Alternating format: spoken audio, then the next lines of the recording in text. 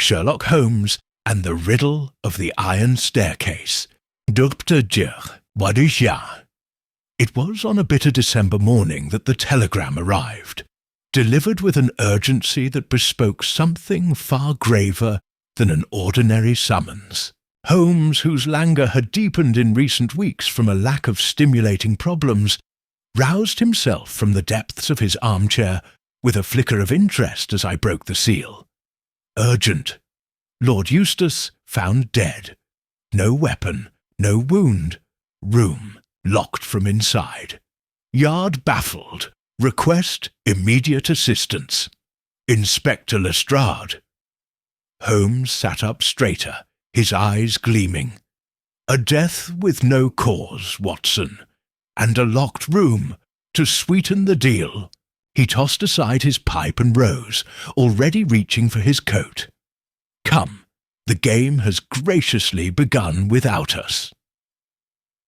By midday we stood in the stone-shadowed halls of Windham House, the ancestral home of the Margrave family, perched atop a lonely hill outside Kensington. The air within the great residence was cold, still, and curiously mute, as though the very walls held their breath. Inspector Lestrade greeted us at the foot of the main staircase. "Grisliest thing I've seen this year," he muttered. "And the strangest." Holmes offered a polite nod, but moved past him, his gaze already sweeping the grand central stair. The so-called Iron Staircase, a striking piece of Victorian architecture that spiraled upward with unforgiving symmetry. "Where is the body?" he asked. "Top floor, the Margrave study, locked from the inside," Lestrade grimaced. "We had to break it down." Holmes glanced upward. "And you say there is no wound?" "None. Not a scratch. No blood. Nothing disturbed. He was simply dead, eyes wide open, like he saw something he couldn't understand." The study door, still hanging askew from the forced entry, bore deep gouges where the butler had used a fire iron to break the lock. Inside, a fire crackled in the hearth. A brandy decanter stood undisturbed on the desk. Lord Eustace Margrave himself sat slumped in a leather chair, his eyes open, lips parted, frozen in some final expression that was neither horror nor peace. Holmes stood still for several moments, studying the scene. Then he walked slowly about the room, not touching anything, but glancing often at small things. The condensation on the window pane, a dislodged carpet corner near the fireplace, and finally a peculiar trace of fine, dark powder on the armrest. "No signs of violence," I murmured. "Yet he's clearly dead." Holmes knelt beside the chair. "Indeed? And consider, Watson, no signs of entry either. The door locked from within. Windows sealed and unbroken. One key found in his own waistcoat pocket." Lestrade crossed his arms. "Heart failure, perhaps." Holmes stood, brushing his knees.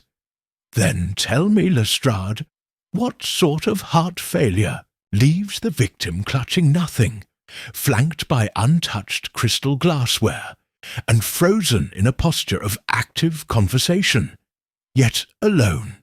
Lestrade frowned. "You think it was murder?" Holmes tilted his head. "Not merely murder. A performance." He turned toward the fire, then tapped his cane once against the floorboards. "There is no sign of struggle. Yet he did not die peacefully. Look at the eyes, dilated, the muscles of the neck, tense. He saw something." I moved to the window. "Could someone have entered from here? The locks are unbroken, and this house stands 3 stories high." Holmes's eyes narrowed. "Unless our murderer can. Fly, no, Watson. The path lies elsewhere." The room was dusted for any signs of disturbance, but the only prints were Lord Eustace's own. No footprints on the rug, no ash disturbed near the fireplace. Holmes ran his gloved fingers along the iron window latch. Curious, the mechanism is stiff, but not recently touched. He leaned closer, and yet, Watson, smell this. I bent down, sniffing faintly at the latch. A strange metallic scent tingled at the back of my throat, like old iron, damped and bitter. Faint, almost chemical, I said. Holmes nodded. Exactly. As we exited the study, Holmes paused beside the iron staircase and ran a hand along the cold banister. His fingers paused halfway, brushing something almost invisible to the eye. A scuff mark, he murmured. Fresh. Lestrade peered at it. Could be the butler. He rushed up when he heard no response from Lord Eustace. Holmes shook his head. The butler wears leather soles. This, he bent lower. Rubber, smooth, and too narrow. A woman's shoe, I offered. Holmes didn't reply immediately. He stood, dusted off his coat, and offered that maddening half-smile that meant the wheels of his mind were already turning. Watson, he said finally, what do you make of a man who dies without a mark, in a sealed room, with no sound, no evidence, and yet leaves behind the scent of metal and the trace of a ghost? I would say, Holmes, I haven't the faintest idea. He gave a brisk nod. Then we are precisely where we should be. Shall we begin? Before moving to the next chapter, let us know where you are watching from. And if you love stories like this, subscribe to the channel, because tomorrow we have another incredible story waiting for you too. Chapter 2. The wind had turned sour by the time we returned to Baker Street. Holmes remained uncharacteristically silent during the cab ride, his gaze fixed somewhere just beyond the rain-dappled glass. I knew that expression well. His mind was already racing through possibilities the rest of us hadn't yet considered. For myself, I couldn't shake the image of Lord Eustace Margrave, frozen in death like a waxwork effigy. There had been no sign of pain, no visible injury, and yet the man had perished in a room no one could have entered. It defied both medical understanding and logical explanation. By the time Mrs. Hudson brought in our tea, Holmes had resumed his usual post at the window, violin resting forgotten on the sill, his fingers steepled beneath his chin. I must admit, Holmes, I ventured, I am entirely at a loss. That room was as sealed as a tomb. Not sealed, Watson, he murmured, merely misunderstood. Before I could probe further, the bell rang below. A moment later, footsteps, hurried unsure, echoed up the stairs. Mrs. Hudson's voice was muffled behind the door, followed by a soft knock. "A lady to see you, Mr. Holmes. Says it's most urgent. Show her in," Holmes called, his voice crisp. The woman who entered was in her late 30s, well-dressed but travel-worn. Her gloved hands trembled as she removed her veil. Though composed, there was a tension in her every movement, like a violin string pulled tight. Holmes watched her closely, saying nothing. "I am Miss Lydia Margrave," she said, her voice low and deliberate. "Lord Eustace was my elder brother." "I am sorry for your loss," I offered gently. She nodded, but did not look at me. Her eyes were on Holmes. "You received my letter?" she asked him. Holmes shook his head. We came upon the matter independently. Your brother's death, impossible as it may seem, piqued my interest." She swallowed hard. "Then you don't believe it was natural?" "I believe," Holmes said carefully, "that natural deaths seldom occur behind locked doors. In perfect silence, while a fire burns steadily in the grate." She sat at Holmes's gesture and placed a small envelope on the table between us. It was creased and stained at the corners, as if it had been carried for some time before being delivered. Holmes picked it up, turning it over once before opening it. He read the contents without a word, then passed it to me. "Lydia, if anything happens to me, do not trust the man with the ring of iron. He knows the truth about the stair, and he fears it. Tell no one. Burn this letter." Eustace, a silence settled over the room, disturbed only by the soft ticking of the mantel clock. Holmes's voice broke it. "You did not burn it." I couldn't," she admitted. "It frightened me." "As it should," Holmes replied. "Tell me, Miss Margrave, who is the man with the ring of iron?" "I don't know, but my brother had many enemies, political and personal. He served in Burma, you know. There were whispers when he returned. Strange injuries, memory lapses, a nervous disposition." I glanced at Holmes. That would explain the heart trouble Lestrade suspects. Holmes gave me a faint look of amusement. So it would, if Eustace Margrave had ever been treated for heart trouble. Which, I might add, he had not. Miss Margrave hesitated, then produced a small brass key from her handbag. This was hidden in his desk. I believe it opens a compartment. In the wine cellar, Holmes took it gently. "You did not explore it yourself?" I tried, but the cellar door was altered, reinforced, as though someone wished it not to be opened. Holmes's eyes gleamed. "A secret beneath the house. How delightfully unoriginal." I frowned. "Holmes, you're not suggesting that—" "I am suggesting, Watson," he interrupted, rising from his chair, "that the death of Lord Eustace Margrave was not an end, but an overture.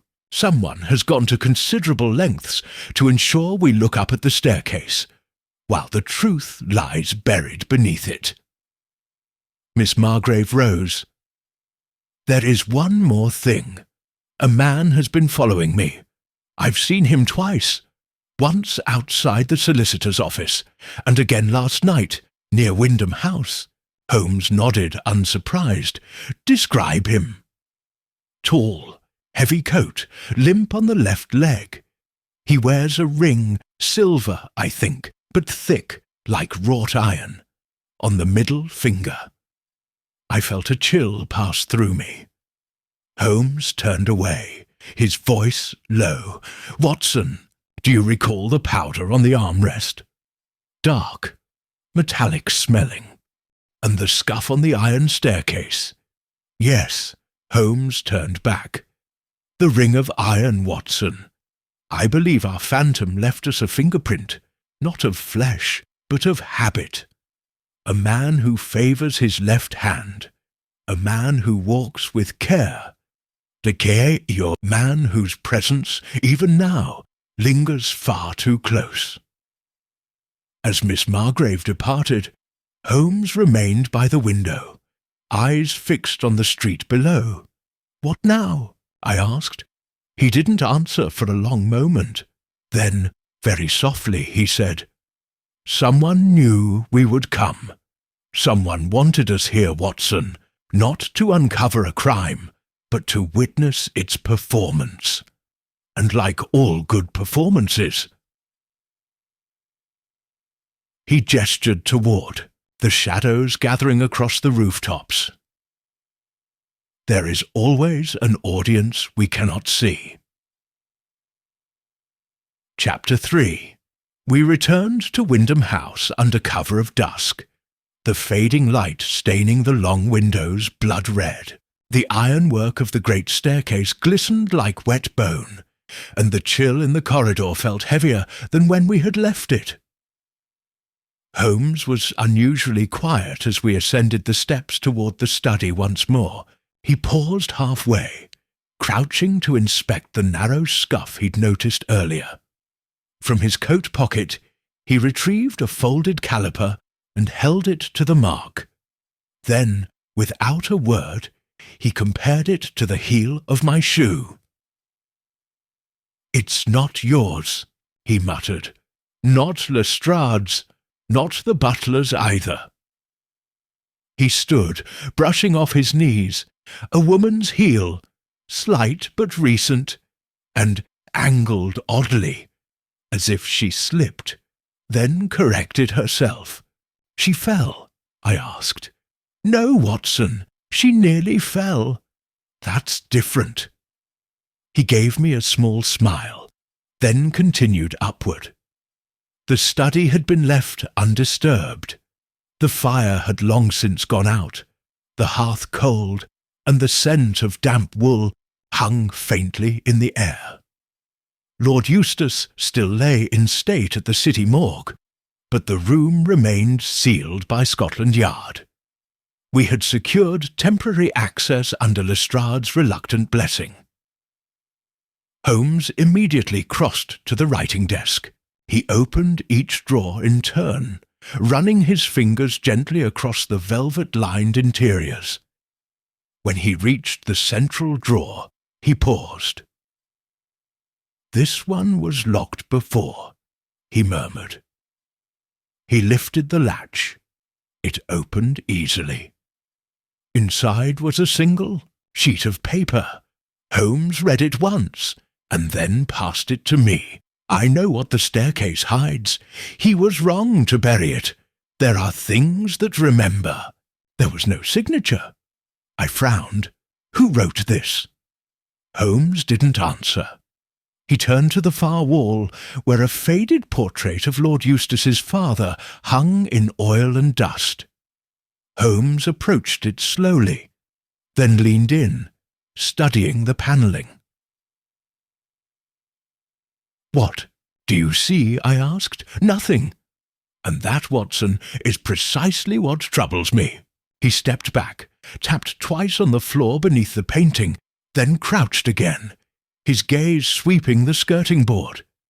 Then, without warning, he pried a loose segment of wood from the base of the wall. Within the hollow was a small metal case, tarnished but intact. He withdrew it carefully and laid it on the desk between us. The latch opened with a soft click, and inside, nestled within rotted velvet, were 3 items: a torn photograph, a small brass instrument shaped like a compass but with no needle, and a glass vial, empty, save for a smear of deep crimson dried along the inside.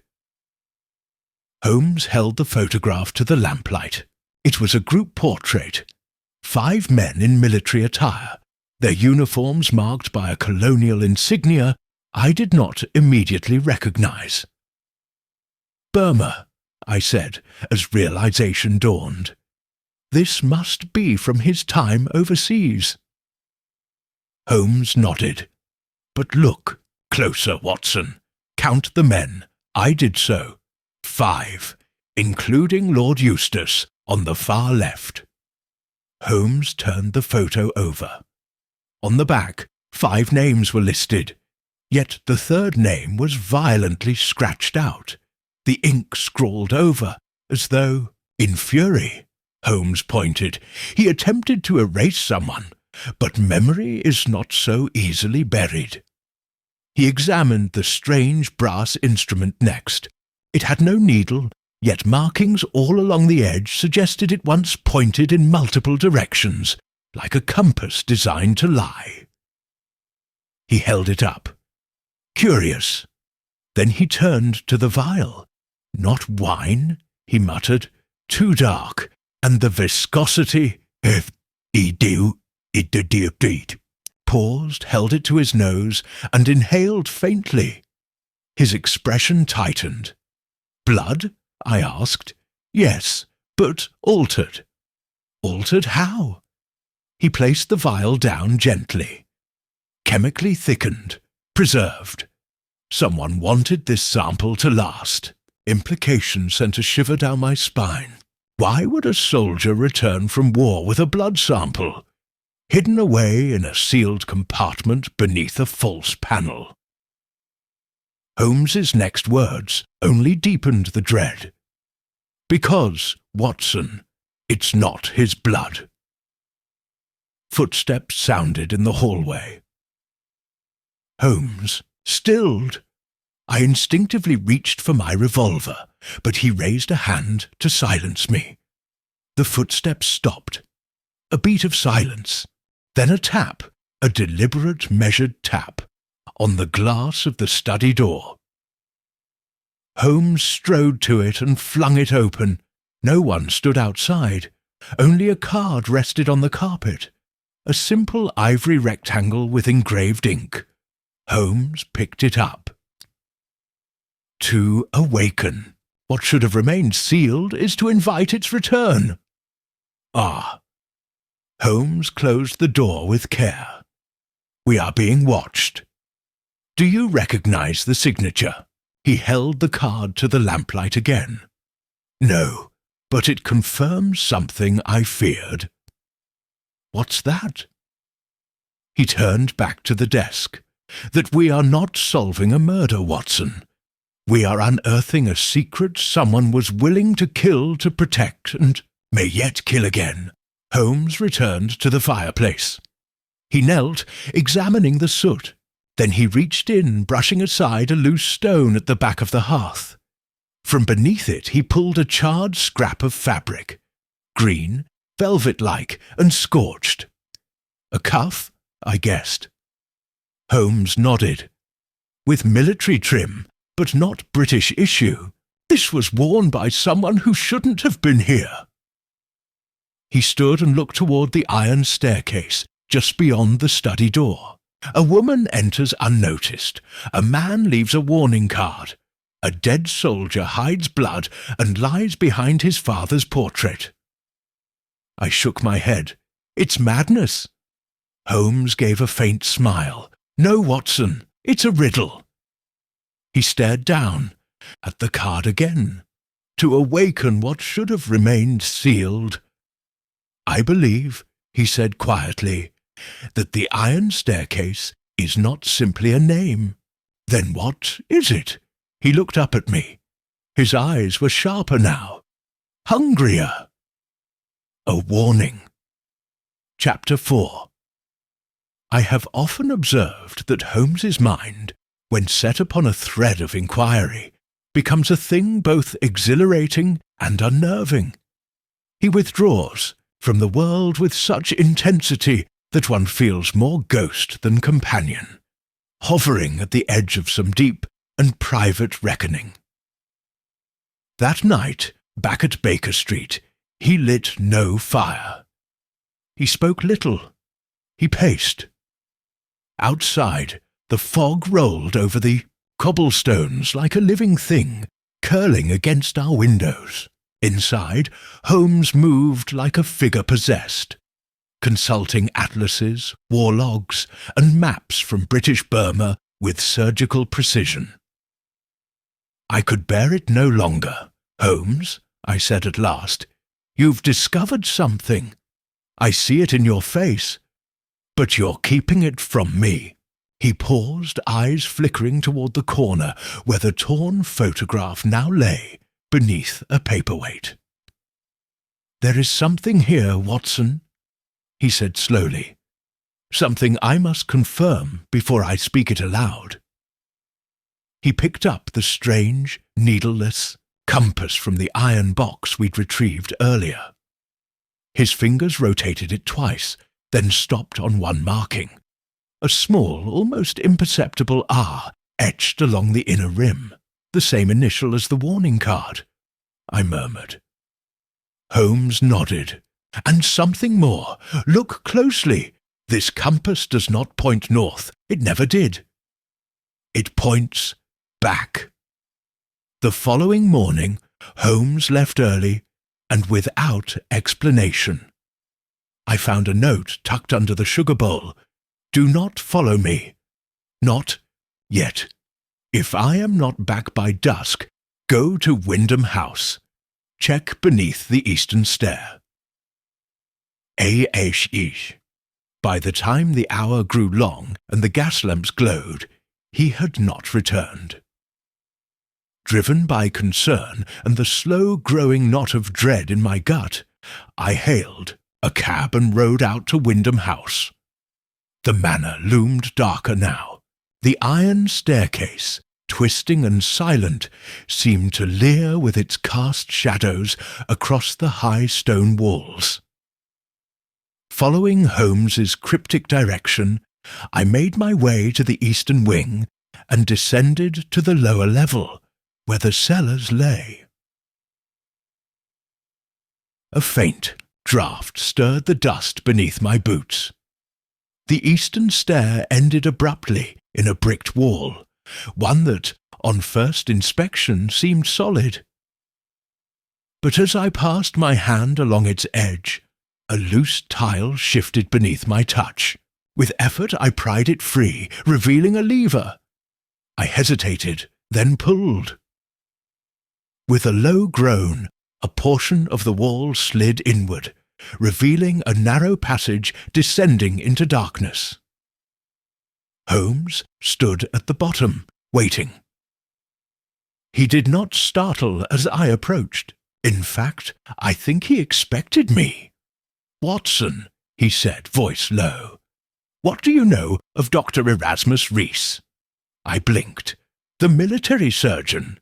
He vanished in 1885 during the Mandalay unrest." Holmes nodded. "Presumed dead, but not before, earning a reputation for unconventional experimentation, biological endurance, nerve resistance, hypnotic conditioning. His techniques were condemned, quietly erased from the record." "And what has this to do with Margrave?" Holmes stepped aside, allowing me into the space. It was a room of stone and silence. No furniture, no windows, just a single iron cot, and the long discoloured stains upon the floor. "This chamber," Holmes whispered, "was not built for wine." He pointed to the far wall. There, carved crudely into the stone, were the initials E.R. We left the cellar without a word. Whatever had occurred in that room, whatever Lord Eustace had helped conceal, the echoes of it still clung to the air like mildew. Back in the study, Holmes returned to the desk drawer. This time he did not search for objects, but measured. He took out a ruler and aligned it to the interior of the drawer. Then he tapped along the back wall with the end of his penknife. Click, the false back gave way. Inside was a leather-bound journal, its pages stiff with age, the ink faded to rust. Holmes opened to the last entry. I read over his shoulder. "He has returned. I saw him on the staircase last night. His gait unchanged, the same limp, the same ring. But how? I watched him fall, I watched him break. If he is truly back, then the experiment worked, and God forgive us all. I cannot go on. I hear his steps in the dark. I smell the iron. Lydia must never know." We were silent for a long moment. Then Holmes closed the book gently. Later, as we stood outside Windham House, the fog curling low across the grounds, Holmes lit a cigarette with trembling fingers. "Rees survived," he said quietly. "At least long enough to return. Eustace saw him. That's what killed him. Not poison or blade, but the terror of knowing a man he helped mutilate had lived. Do you believe it was really Rees? I believe, Holmes said, turning toward the shadows beyond the hedge. That someone wants us to believe it. He flicked his ash. Whether it is Rees or a ghost forged in guilt, I do not yet know. We returned to Baker Street in silence. As we entered, I noticed Holmes's gaze catch on something just inside the doorway. A single white feather. Watson, he said softly. Did you lock the door before we left?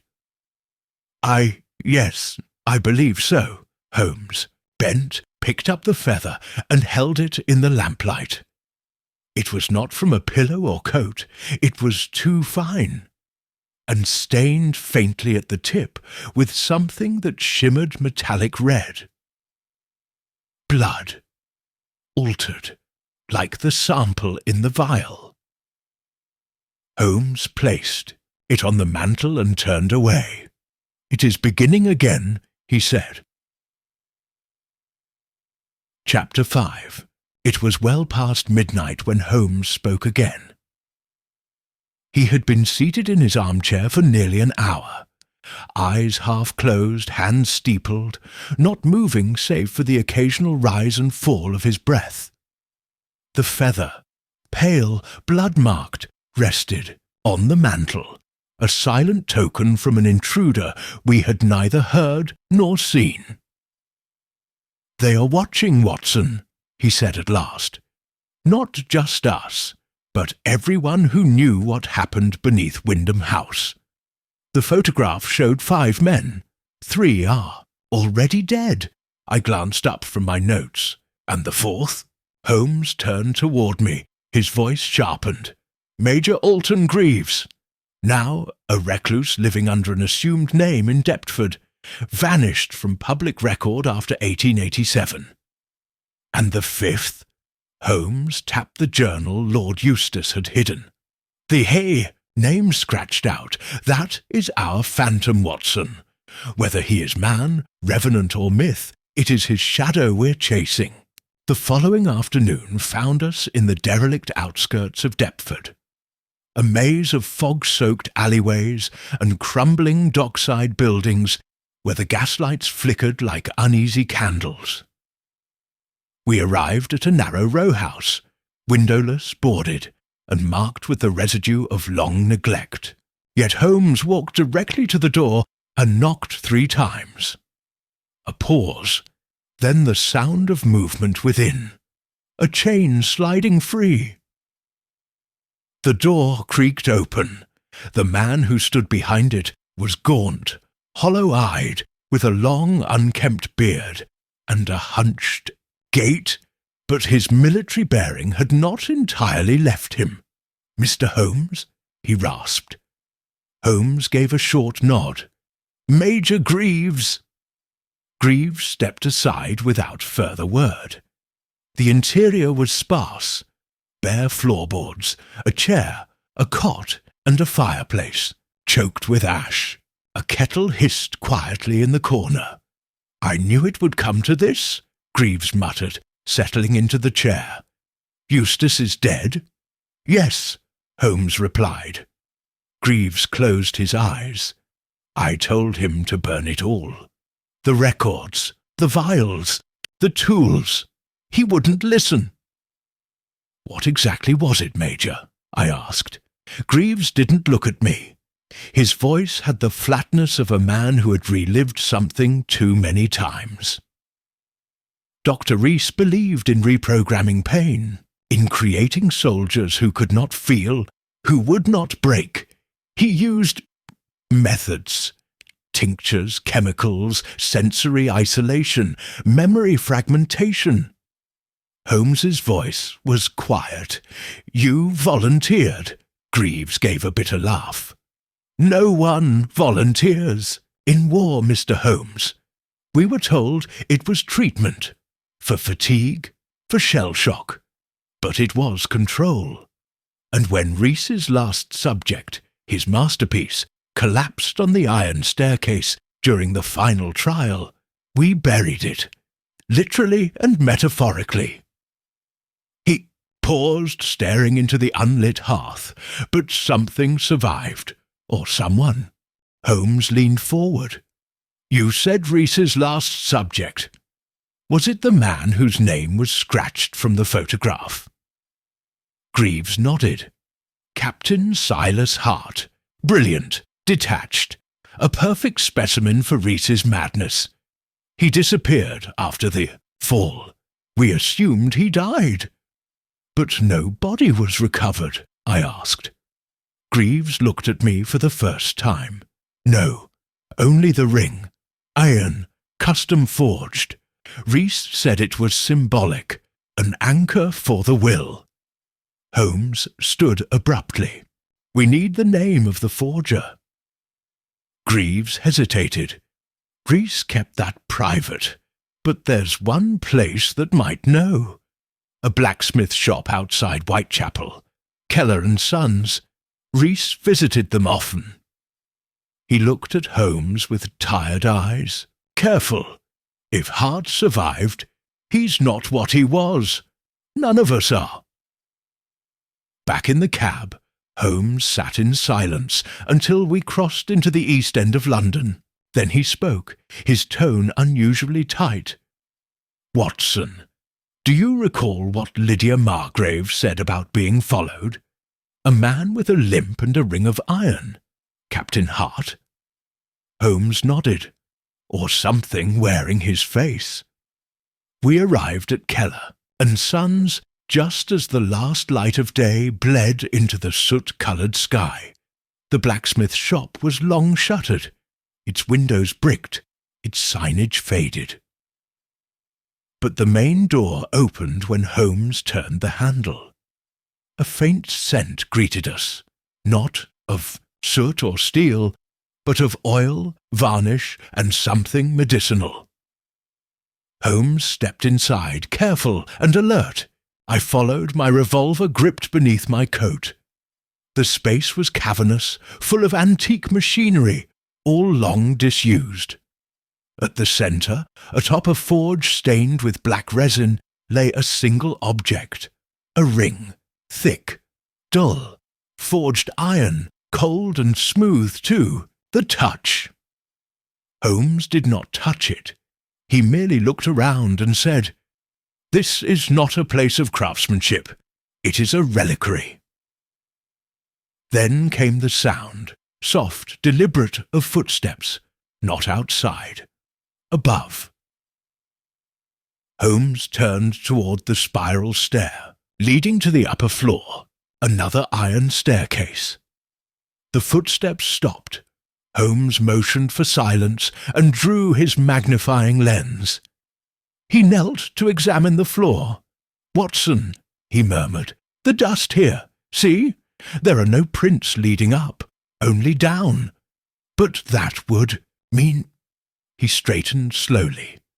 "Whoever we heard is already below us." Suddenly, from the forge, a faint click echoed. We spun toward the noise, but the ring was gone. We searched the premises thoroughly, yet found no one. Only the slight impression in the dust where the ring had rested, and a second feather, this, darker, its tip rusted with the same shimmering red stain. Holmes examined it and spoke just above a whisper. "He's testing us, watching how far we'll go." I looked at him. "Holmes, do you believe Hart is alive?" He did not answer. Instead, he turned away, eyes fixed on something neither of us could yet see. That night, Holmes returned to his violin, but he did not play. He sat with the instrument cradled in his lap, as if it were a shield rather than a tool, and stared into the fireplace with a gaze that made me uneasy. "We've uncovered the edge of something vast, Watson," he said quietly. "A secret not buried, but bricked into the very walls of London. Someone has carried on Rees's work, improved it, hidden it in plain sight. I said nothing.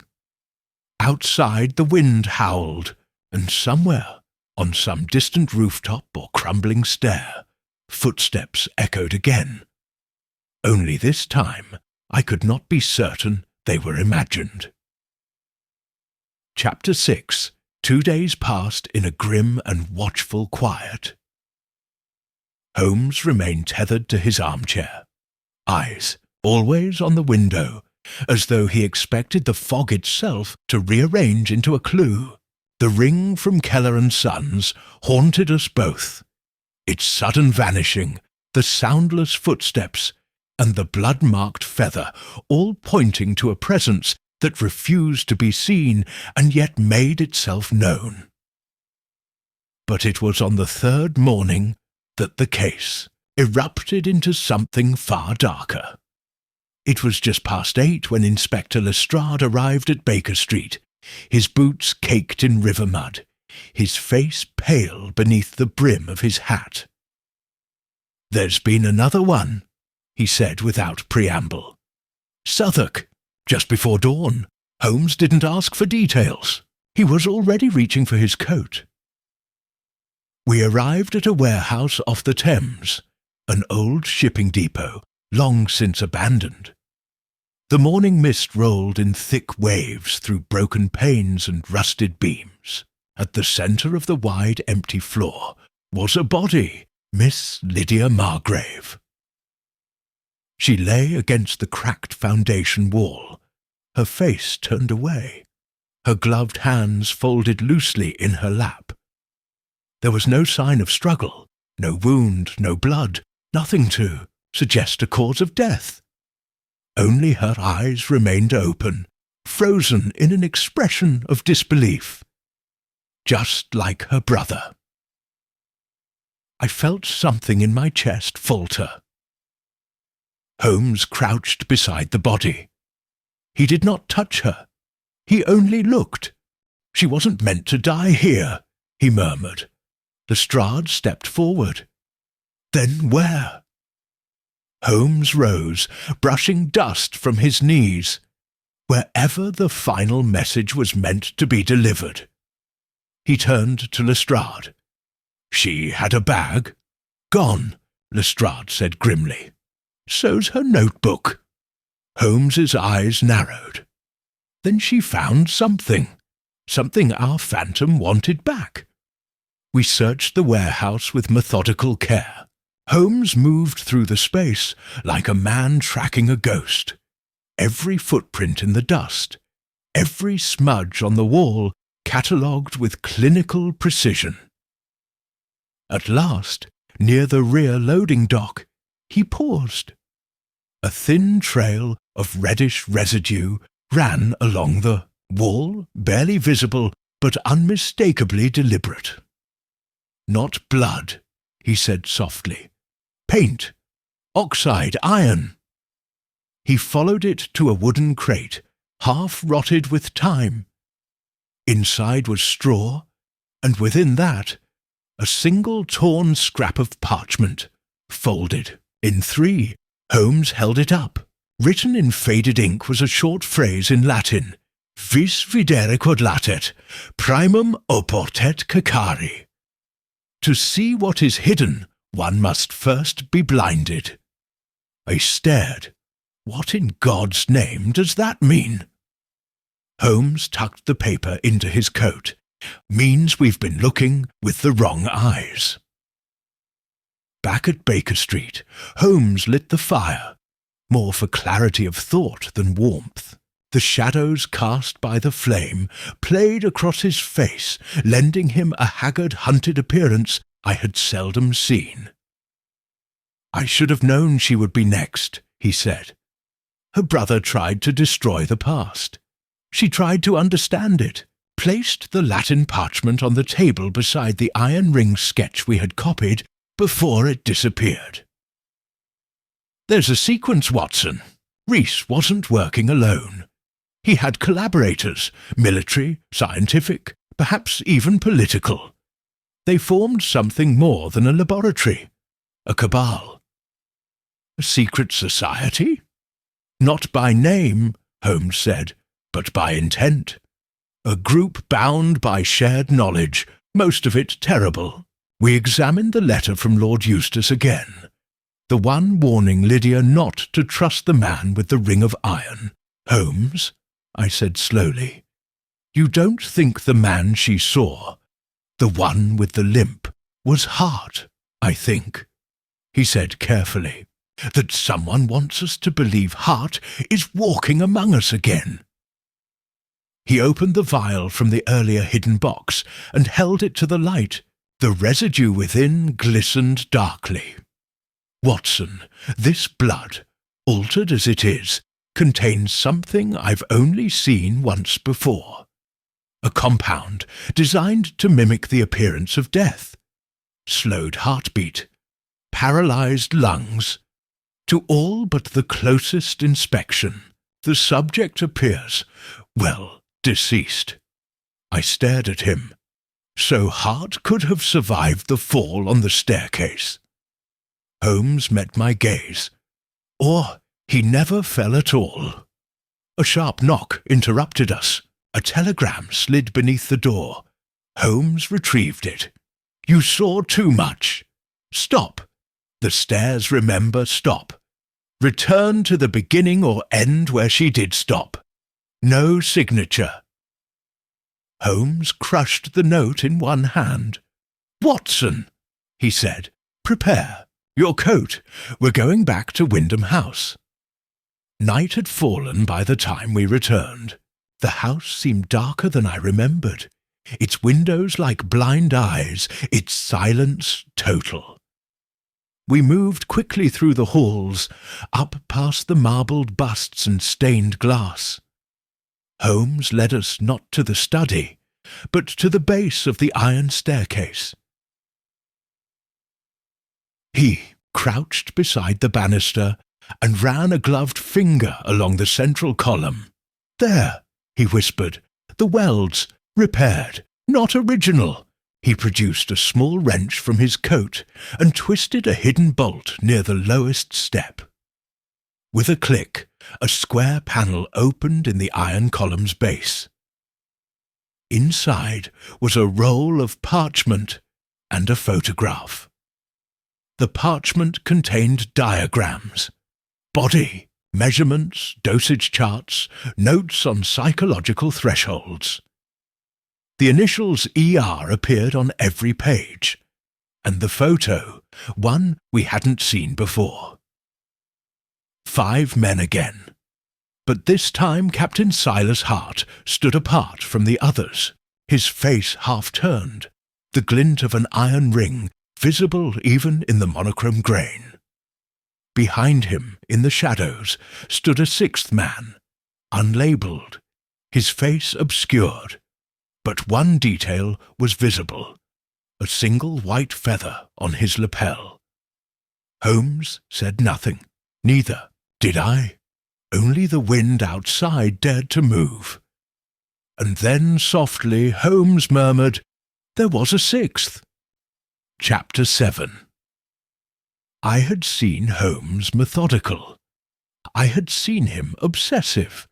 But never had I seen him move with such grim and silent precision. We returned to Baker Street in the small hours, the photograph of the 6th man weighing heavier than anything we had yet uncovered. Holmes pinned it above the hearth, next to the Latin parchment and the sketch of the iron ring, like a gallery of fragments waiting for alignment. There is a 6th, Holmes repeated, more to himself than to me. Not a subject, not a victim, an observer. A commander? I asked. Or a conductor, he said, to orchestrate what Rees designed. He gestured toward the photo again. Look at the angle, Watson. Hart is aware of the camera, but the man behind him, he is not. You think the photograph was taken without the 6th man's consent? Holmes nodded slowly. An accident or a mistake, and one I intend to correct. The next morning he vanished. No note this time. No cryptic instruction. Only silence. I busied myself with piecing together our notes, but an unease gnawed at me. Holmes had become something more than the hunter in this case. He was now the bait. He returned that evening, coat wet, hat gone, and a look in his eyes I could only describe as cold triumph. "I found him," he said simply. "Who?" Holmes stepped forward, water dripping from his cuffs. "The sixth man.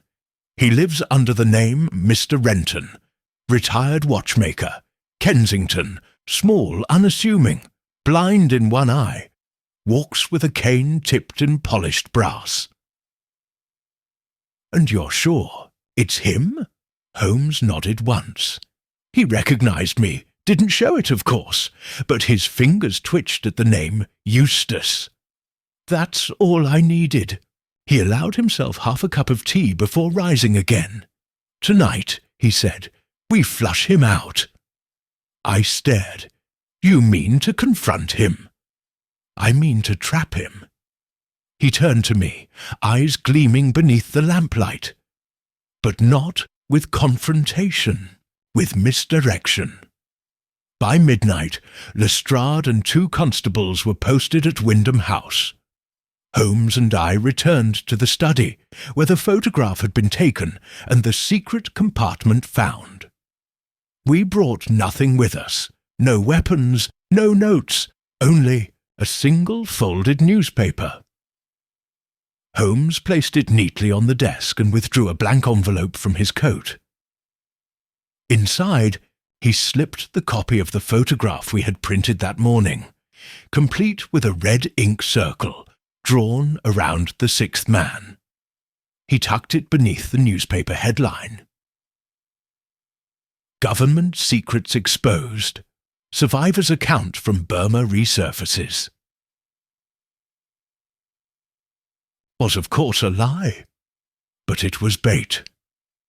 Holmes turned down the lamps until only a single glow remained by the door. We hid behind the curtain, barely breathing. Minutes passed, then a half hour. Then the creak of the staircase, soft, deliberate, paused at each step. I felt Holmes tense beside me. A shadow crossed the crack beneath the door. A pause. Then the knob turned slowly. The door opened. A figure stepped in, stooped, cloaked, the cane tapping ever so lightly. They moved directly to the desk, unfolded the newspaper, stopped, then turned to leave. Holmes stepped out from the curtain, not even curious enough to look at the ink, Mr. Renton. The figure froze, then turned and smiled. He was older than I expected, pale, liver-spotted, the left eye clouded with cataract, but the right sharp, piercing, alert. "Mr. Holmes," he said with grave politeness. "You're as persistent as they said." Holmes took a slow step forward. "Silas Hart was your instrument, but you were the composer." Renton said nothing, orchestrated Reese's project from the start. The sixth man, the financier, the keeper. Still silence. Holmes narrowed his gaze. "You sent Hart to Windham House. You recovered the ring. You followed Lydia. And when she found the records, you silenced her." Renton finally spoke. "You make many assumptions." "Only one that matters," Holmes replied coldly. "You believed we were only following the past. But your mistake was assuming you weren't leaving a present." Holmes turned. The door opened again. Lestrade entered, 2 men at his side. Renton did not flinch. They searched his home the following morning. What they found turned the tide of the case. A workshop beneath the floorboards, tinctures, surgical instruments, a wax death mask, and shelves, dozens of them, each lined with documents and drawings bearing the symbol of an eye within a staircase. Renton's private mark, and among them, records of correspondence with all 5 men from the photograph, including Captain Hart. That evening Holmes and I stood by the fire, watching the ink dry on the last of the yard's paperwork. "He said nothing," I murmured. Holmes nodded. Because words no longer served him. He was a man of memory, control. Every piece of this game was about who controlled the story. I hesitated. And Hart? Holmes turned slowly. The last letter from Renton to Hart was dated 2 days before Eustace's death. I believe Hart was summoned.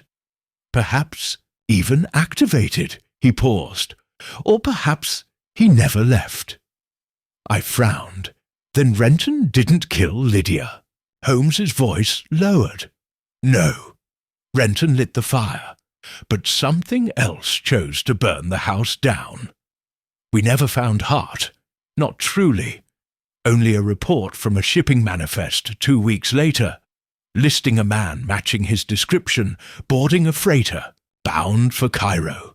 No destination, no return address.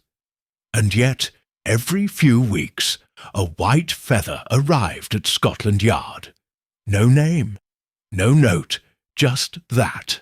One night, weeks later, I asked Holmes if he feared Hart would return. He didn't answer at first, then very softly. "He never left, Watson." I turned to him. "He's in the gaps, in the blind spots, in the seconds we forget to question."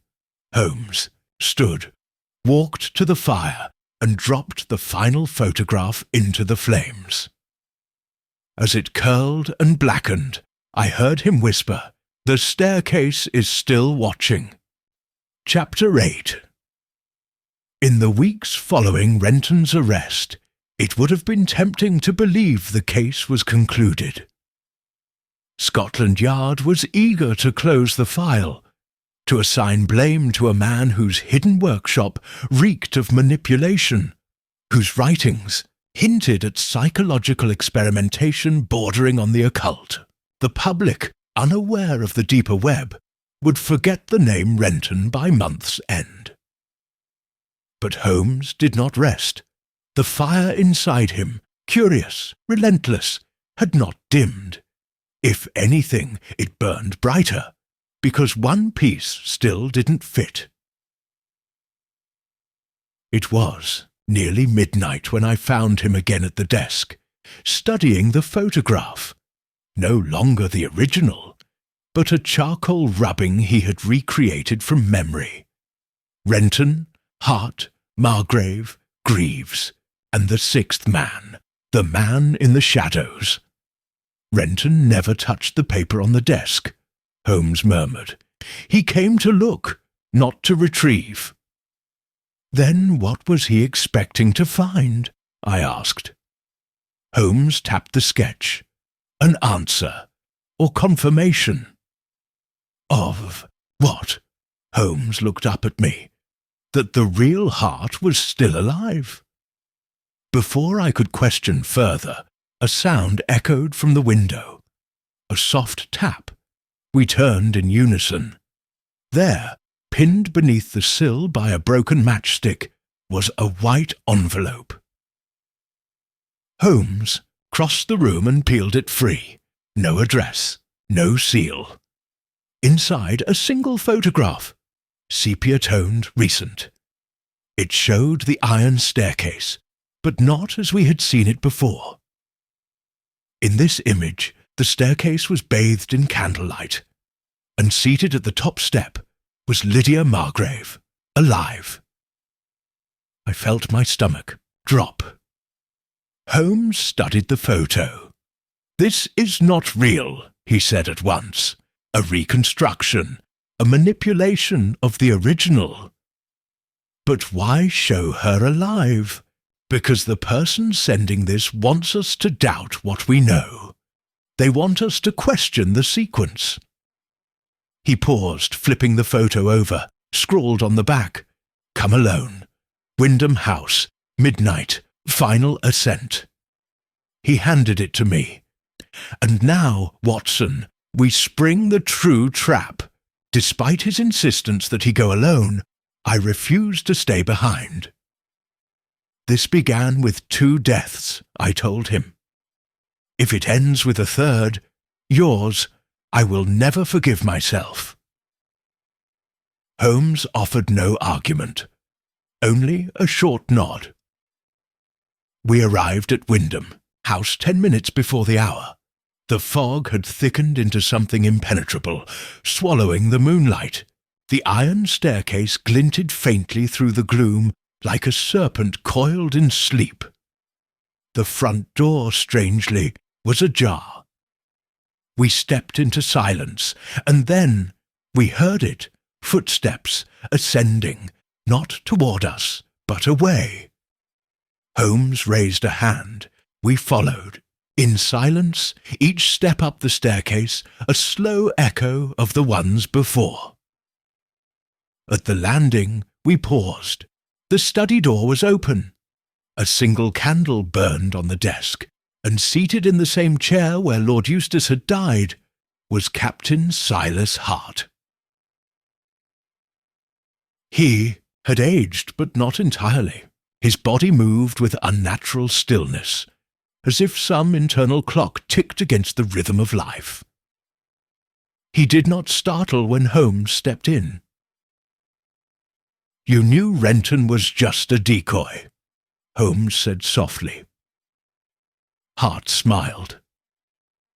"I was the experiment. He was the lab coat." Holmes approached, careful. "Why now?" Hart tilted his head.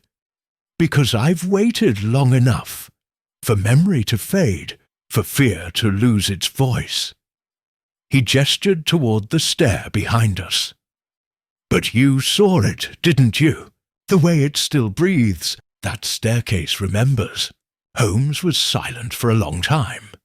"Then you've been here all along?" Hart gave a slow nod. "Renton built the mask, but I kept the house. They thought the fall killed me. Reese, Renton, Eustace, all of them. But that staircase was my birthright. They tried to erase it. I made it eternal." My hand moved toward my revolver. Holmes didn't stop me.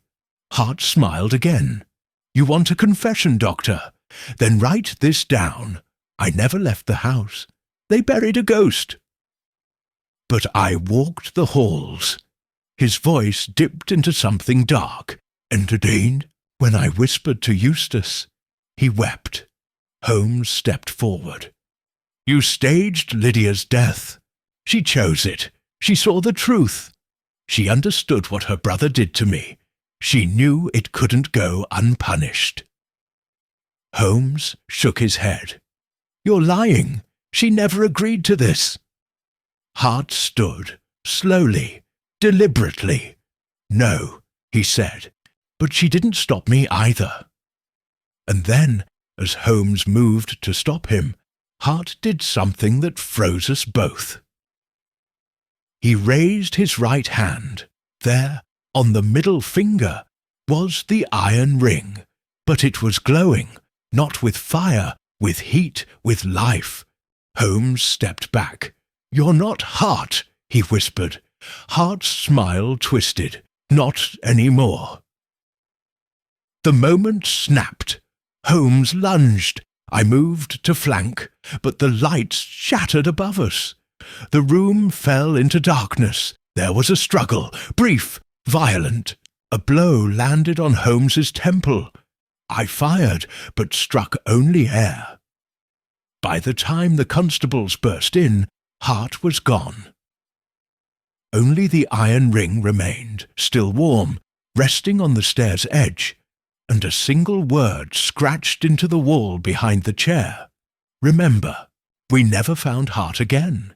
If that even was Hart, the house was boarded up.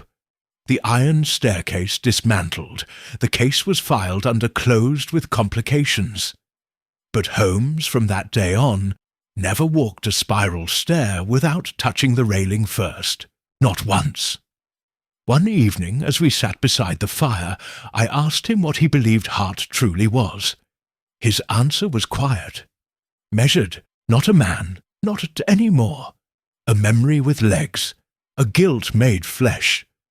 Renton tried to mould the perfect soldier. What he made was a relic that wouldn't die. I swallowed. And you think it's over? Holmes looked at the flame. No, Watson, I think the staircase was only the beginning. Chapter 9. There are moments when I feel the boundaries of my profession. Trained in anatomy, versed in the mind's afflictions, and still wholly unprepared for the particular kind of dread Sherlock Holmes seems to summon with every case he touches. After our confrontation at Windham House, I believed we had reached the darkest depths. And yet I was wrong. That encounter had not ended the mystery. It had merely opened the real one. Holmes did not speak for 2 days. Not out of fear or fatigue, but focus. He pored over every document again. The coded journal from Lord Eustace, the diagrams Renton had hidden, the charred scraps from the cellar below the iron staircase. He cross-referenced names. Civil servants, military personnel, scientists, all with connections to the old Burmese expedition. The same pattern emerged each time. Erasure, falsified deaths, discharged under ambiguous circumstances, lost to time. And yet Holmes said nothing.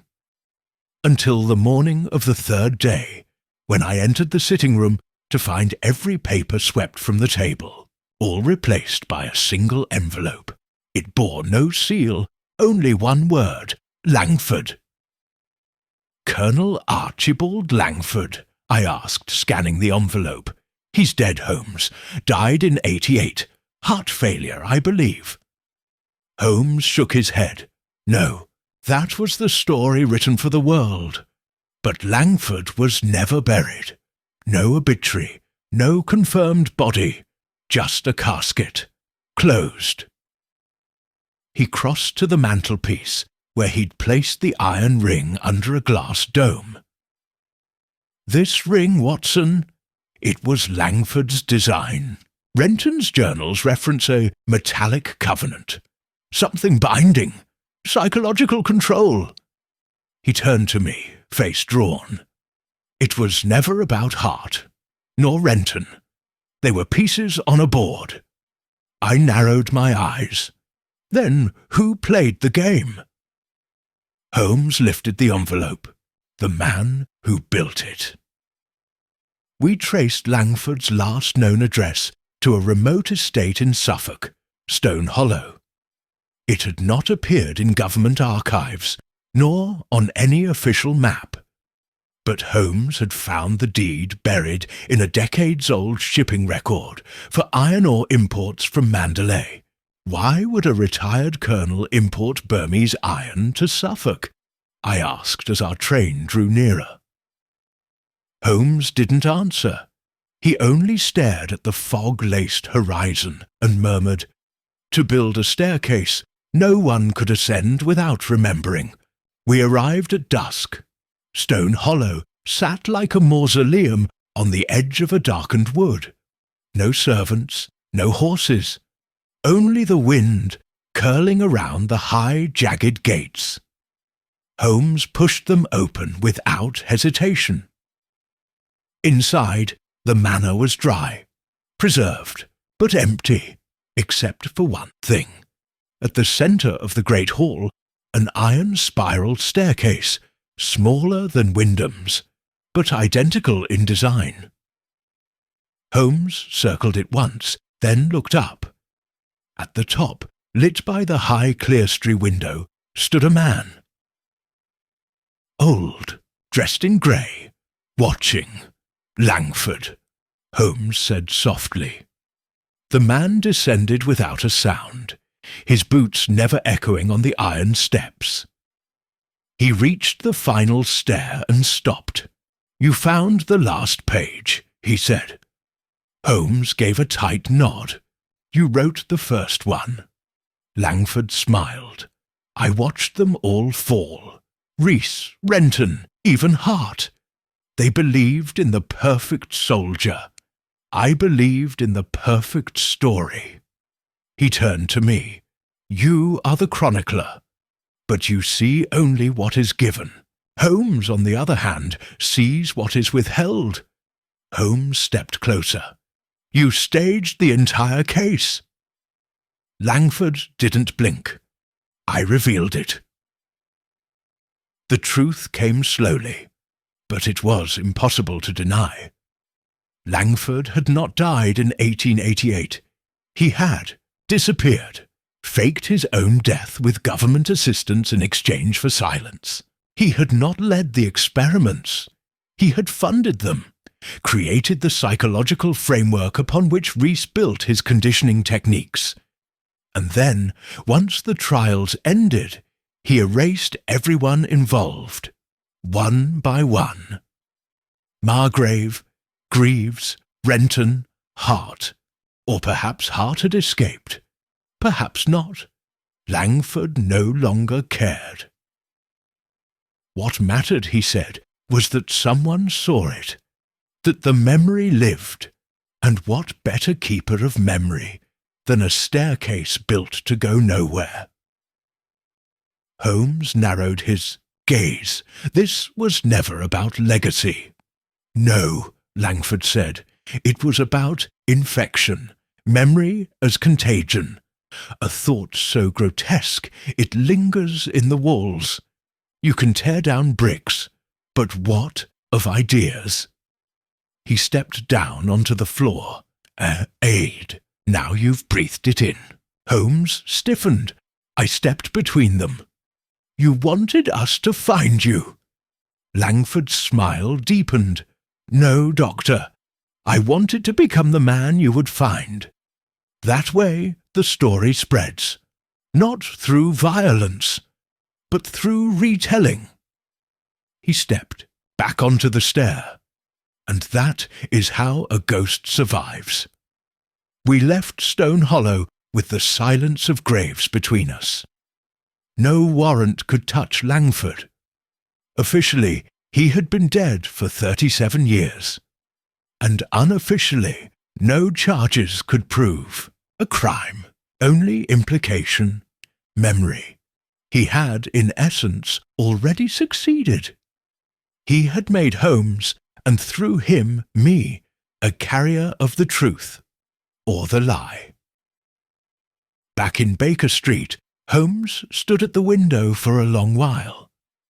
When I asked him if we had done the right thing in letting Langford go, he didn't respond at first.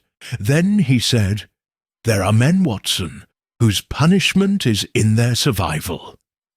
He turned from the glass, the firelight etching lines into his face I had never seen before. And men whose greatest victory is not being believed. Chapter 10. It is a peculiar sensation to walk freely through the city you know, and yet feel as though the air itself is holding its breath. That is what lingered after our visit to Stone Hollow. A silence not of peace, but of suspension, as though something somewhere had not yet played its final move. Holmes was uncharacteristically subdued in the days that followed. He took no new clients, refused Lestrade's invitations to consult. The iron ring remained beneath glass on the mantel, like a relic of some half-extinguished religion. And then, without preamble, Holmes spoke the name aloud. Lydia Margrave. I turned from the fireplace. " 'She's dead, Holmes.' " "Is she?" He crossed the room and retrieved the photo we had once believed to be a manipulation. A grainy image of Lydia sitting atop the iron staircase. "You said this was doctored," I reminded him. "I believed it was," he said. "But what if it wasn't? What if the photo wasn't forged, just misdated?"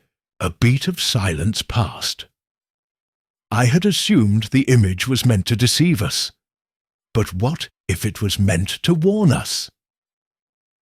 He turned the photo over again. The same inscription remained. "Come alone. Final ascent." Holmes tapped it. "She didn't write this, but she may have delivered it." He led me to the desk and laid out our findings like a tapestry. The photograph, Renton's diagrams, Eustace's final journal entry, Langford's recorded experiments. Then he placed something new beside them. A map, not of London, of memory. "The staircase," Holmes murmured, "wasn't just physical, it was procedural, a method. Langford wasn't building a soldier. He was building a circuit, something that could loop." I stared. "A conditioning program?" He nodded. "Not to control one man, but to infect many. Renton, Reese, Hart, they were subjects. Lydia may have been a carrier." I felt a chill crawl up my spine. "You think she's alive?" Holmes's eyes narrowed. "I think she was never meant to die." We returned to Windham House. Illegally, I must confess. The property had been sealed, the iron staircase dismantled. But Holmes had made a cast of the final inscription scratched into the wall. "Remember." We descended into the cellar once more, the echo of our footsteps bouncing like the hollow heartbeat of a forgotten patient.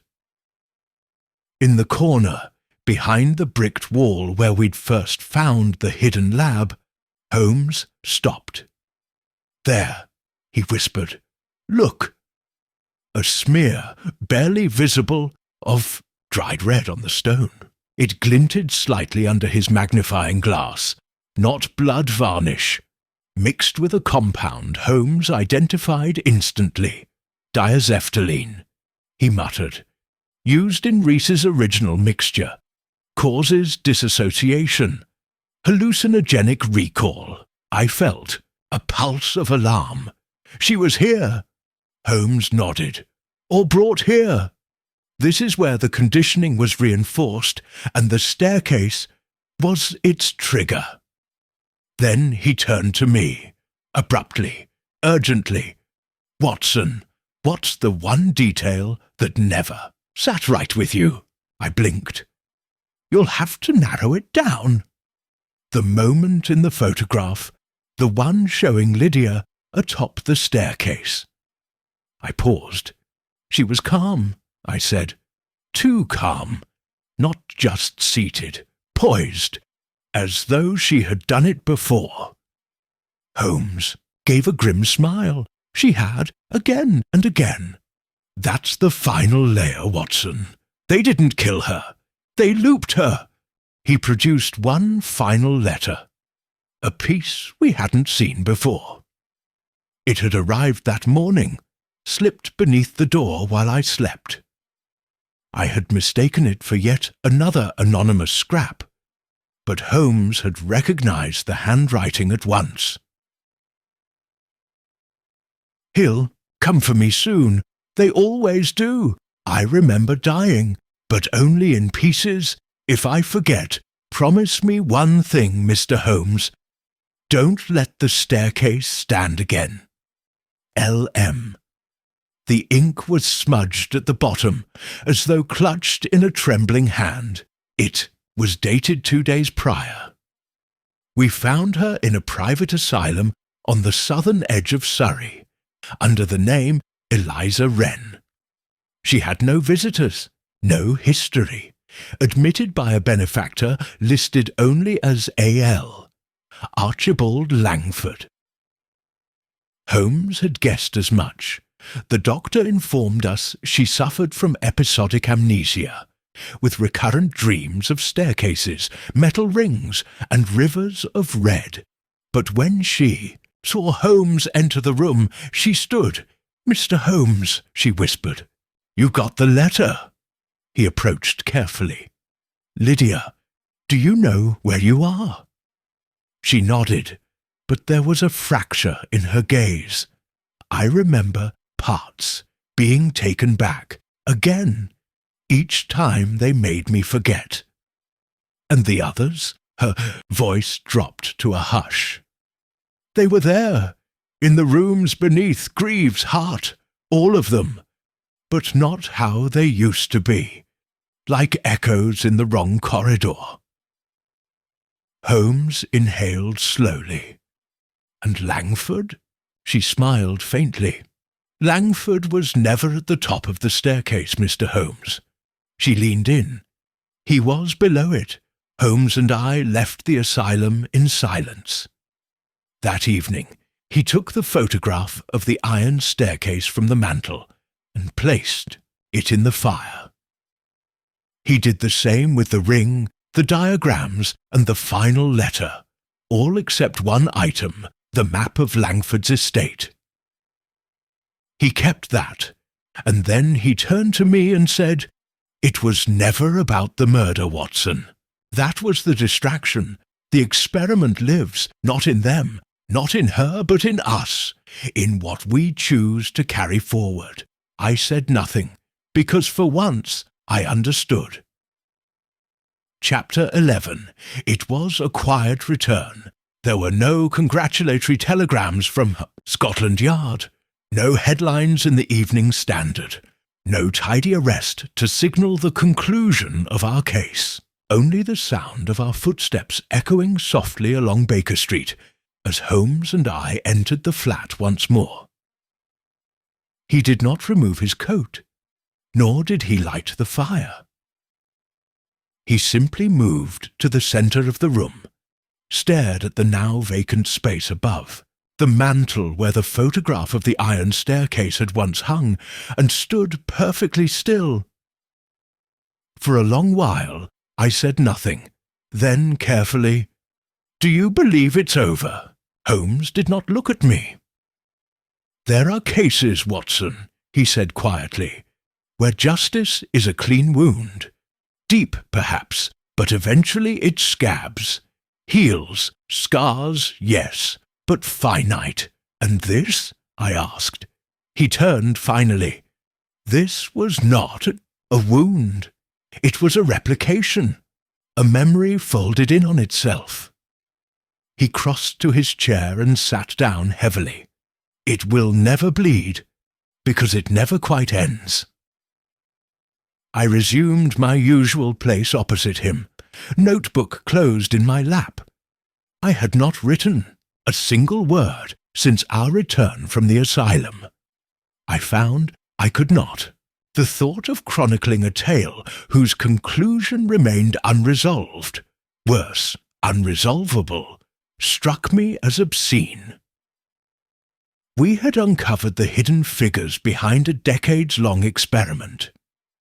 We had exposed a conspiracy that reached from Burma to Whitehall, and yet the true villain had simply stepped off the page. Langford remained at Stone Hollow, untouched by law, his legacy buried beneath layers of secrecy. Lydia Margrave was alive, but fractured, and Captain Hart, if he ever truly existed, had become something neither man nor myth.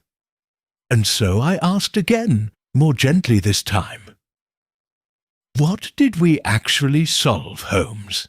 His answer was delayed by the sound of the kettle beginning to hiss on the stove.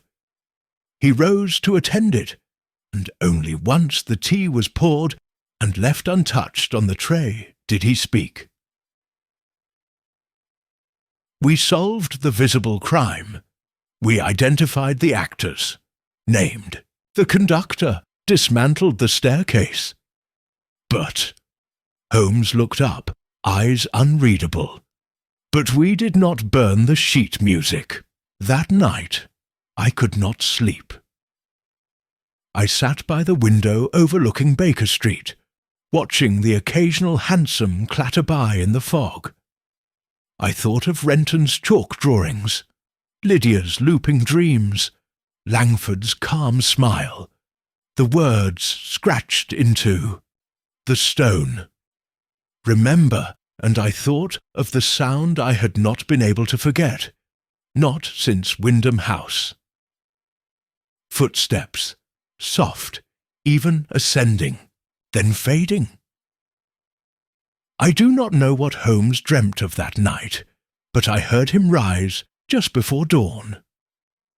I remained still, feigning sleep, as he dressed in silence and retrieved something from the bookshelf behind his chair. A leather folio, the one labelled E.R.'s Blackstairs. He stood with it for a long time before stepping into the hall. When I finally opened my eyes, the flat was dark once more. And Holmes was gone. He returned 2 hours later, just as the city stirred to life. His coat was dusted in ash, his gloves faintly scorched.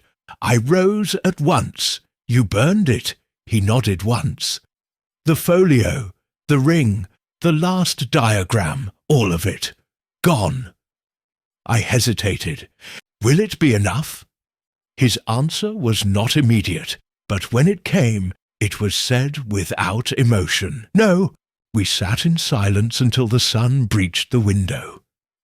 Then Holmes poured himself a cup of tea, sipped once, and said, "There's something I never told you, Watson." I looked up.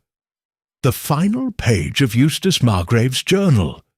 The one we found in the drawer behind the false panel. Yes, it was torn from the spine and replaced. I blinked. Replaced by whom? Holmes didn't answer at first. Then he met my eyes.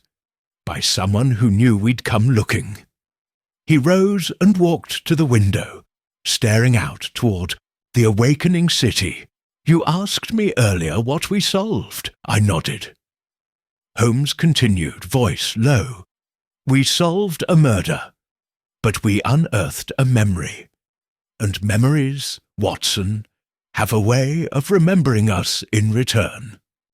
Chapter 12. There are endings that bring peace, and there are endings that simply end, without closure, without applause. The final note struck, not in triumph, but in silence. Ours was the latter.